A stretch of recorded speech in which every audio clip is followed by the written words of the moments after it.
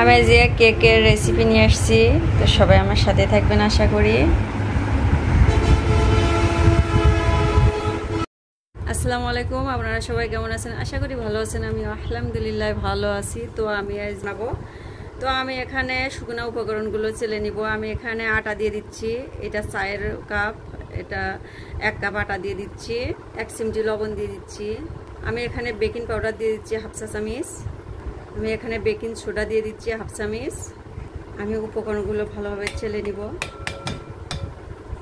তাহলে দলা দলা ভাবটা চলে যাবে। তো আমার চেলে নেওয়া হয়ে গেছে। আমি 2টা ডিমের কেক করব, তো আমি এখানে ডিম অ্যাড করে দিচ্ছি।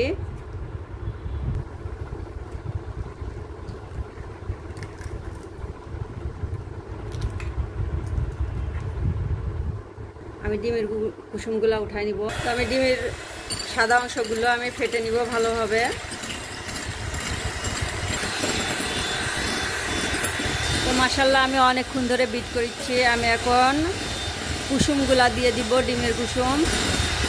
এই পর্যায়ে আমি ডিমের কুসুমটা দিয়ে দিচ্ছি।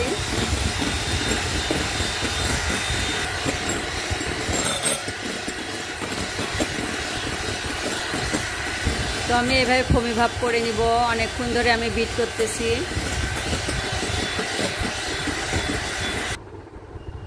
এই পর্যায়ে আমি এখন ভ্যানিলা এসেন্স আমি অ্যাড করে দিচ্ছি অল্পটুকু। তো আমি আবার বিট করে নিব। আমি এখন চিনি অ্যাড করে দিচ্ছি।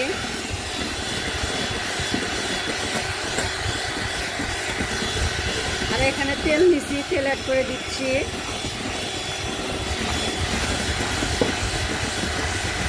সব কিছু দিয়ে আমি এখন আবার ফমি ভাব করে নিব।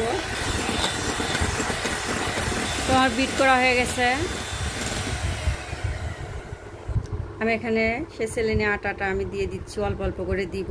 আর আস্তে করে আলতো হাতে আমি ঘুরিয়ে ঘুরিয়ে করব, যাতে ফমি ভাবটা না যায়। তো আমি এগুলো আস্তে আস্তে করব ইনশাল্লাহ। আমি আলতো হাতে আমি এটা মিশাই নিচ্ছি, বেশি তাড়াহুড়ো করা যাবে না। আমি অফ ক্যামেরায় আস্তে আস্তে করতেছি। বাদ বাকি আটাটা দিয়ে দিচ্ছি, দিয়ে একইভাবে আলতো হাতে আমি মিশাই নিব ইনশাল্লাহ। আমি এখানে গরুর দুধ অ্যাড করে দিচ্ছি কিছুটা, অল্প অল্প করে দিয়ে করব। আলতো হাতে আমি এখন ঘুরাই ঘুরাই মিশাই নিব। তো মাশাআল্লাহ আমার হয়ে গেছে মিশানোটা। তো আশেপাশে যেগুলা সাইডে লেগে আছে আমি সব এক জায়গায় করতেছি। আমি এখানে স্টিলের একটা বাটি নিয়েছি। আমি এখন ব্যাটারটা দিয়ে দিব। তো আমার কেকের ব্যাটারটা ঢেলে নেওয়া হয়ে গেছে। আমি এখন ঝাঁকাই দিচ্ছি আর টুথপিক দিয়ে আমি একটু ঘুরাই দিচ্ছি। বাবলসগুলো যদি থাকে ইনশাল্লাহ চলে যাবে। তো এখানে একটা হাঁড়ি বসাই দিয়েছি, এখানে একটা স্ট্যান্ড দিয়ে দিচ্ছি। আর আমি হাইটে আগে গরম করে নিয়েছি তাওয়াটা। আর আমি এখন লো আছে ঢেকে দিব 40 থেকে 45 মিনিটের জন্য। তো আমি মাঝে মাঝে একটু দেখব হলো নাকি। তো লো আছে আমি রেখে দিয়েছি, আর এখানে ছিদ্রটা আমি বন্ধ করে দিয়েছি। তো মাশাআল্লাহ দেখেন আমার কেকটা হয়ে গেছে। আমি চুলায় আর দেখাইনি, তো আমি নামাই নিছি আগেই কেকটা।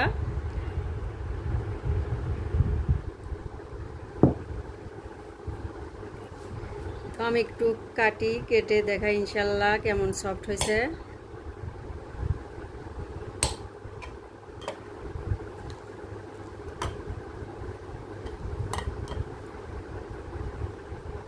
ওয়াও, দারুণ হয়েছে। তো অবশ্যই বাসায় ট্রাই করবেন। তো সবাই ভালো থাকবেন, সুস্থ থাকবেন। আসসালামু আলাইকুম, আল্লাহ হাফেজ।